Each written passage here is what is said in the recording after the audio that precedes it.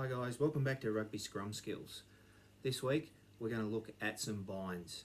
Okay, but before we do, thanks very much for your support. If you haven't subscribed to my channel so far, follow the links down below, click on the link to subscribe, get all my updates as they come through. They do come out regularly, so I really don't want you to miss anything. Feel free to pass this video on to anybody that you think can benefit from it. Okay, so today we're going to look at some binds.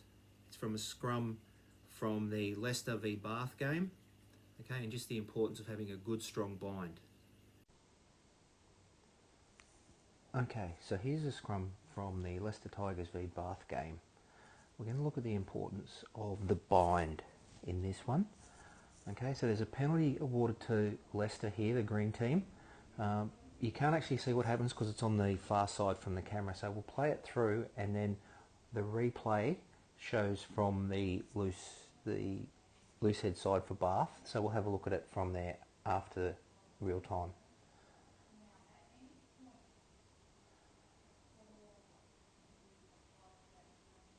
Okay, so that's the penalty. He played advantage, he let it go through, so in a moment we'll go back. Okay, so now we're back at the replay of what's just happened. So let's have a look at our binds, the importance of how we need to get some good long strong binds and some body positioning. Okay, so first of all let's have a look at the bind. Okay, so Bath in the white, his bind is here. Okay, the first thing that the assistant referee or the referee looks at is that his elbow's pointing to the ground.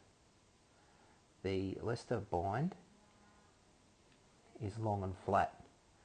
Okay, so what that allows him to do is he can then push his elbow down. He can push this elbow down, which then makes the elbow on the loose head roll in, which then in turn makes his shoulders roll in.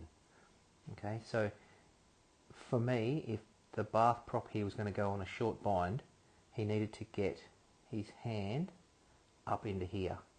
So you don't want a gap in here. You want this elbow and these two elbows touching each other. Okay, it just takes a bit of that ability for the tight head to crank down. Okay, so most loose heads now they bind long. Okay, so they're binding around here. Okay, but if you do want to go short, you've got to go high. Okay, so let's just roll it through a little bit and we'll see what happens from here. Okay, so we see Leicester, he's got his power coming through there, but if we look here, there's just a slight downward push by the white loose head. But what's also happening is when we roll it through, if you watch, okay, so now he's being pushed back and his body shape is starting to be out of whack with what should be happening. Okay, you can see the pressure's coming through him here, but also this flanker is pushing down this way. Okay, he's probably a little bit too low on his engagement. Okay, in here he probably needs to have that shoulder up just a little bit to help him push straight. So if you look at the opposition flanker, look at the connection there between the flanker and the prop's backside, and the connection here between this flanker and his prop. Okay, so that's putting pressure on the hamstrings for the prop, and any prop out there will tell you that's the worst thing that can ever happen to you because you lose your power, you can't push. Okay, so we'll just keep rolling it through. He's trying to adjust, okay, but now because of his bind, okay, the power's still coming straight through here. Okay, but he's now pushing inwards, okay, because this arm here, this arm here, this elbow is just fighting to come down here, which is then forcing his shoulder to rotate in. Okay, so we roll that through here, and there's the example.